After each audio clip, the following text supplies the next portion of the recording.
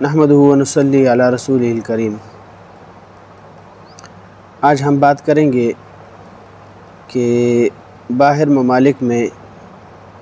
جو مرغی کو کھولتے ہوئے پانی میں ڈالا جاتا ہے اس کے پر وغیرہ ہٹانے کے لیے، تو کیا اس کا کھانا جائز ہے یا نہیں۔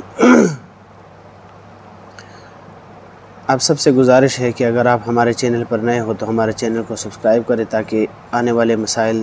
آپ تک آسانی سے پہنچ سکیں۔ تو اس کے بارے میں مسئلہ یہ ہے کہ مرغی کو جس وقت ذبح کر دیا جائے اور اس کو فوراً کھولتے ہوئے پانی میں ڈال دیا جائے اور اس کے پر ہٹانے کے لیے اس کو اتنی دیر تک اس میں ڈالا گیا ہو کہ اس کے پیٹ کے اندر جو مواد ہے، پیٹ کے اندر جو گند وغیرہ ہے، اس کا اثر اس پوری مرغی کے جسم میں پھیل جائے، تو ایسی مرغی کا کھانا اور اس کا استعمال کرنا جائز نہیں ہے۔ لہٰذا اگر ایسی مرغی ہو، کسی جگہ میں ایسا طریقہ ہو، تو پھر اس کے لیے حل یہ ہے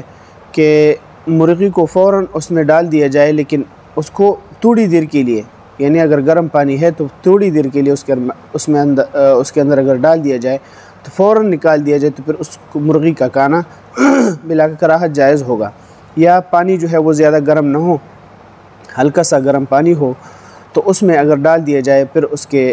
پر وغیرہ ہٹانے کے لیے صاف کر دیا جائے، تو پھر ایسی مرغی کا استعمال کرنا، اس کا گوشت کھانا جائز ہے۔ فتح القدیر جلد نمبر 1 صفحہ نمبر 211،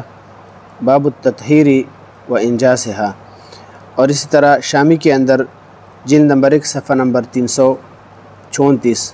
اسی طرح شامی کا دوسرا حوالہ ہے جلد نمبر 1 صفحہ نمبر 544۔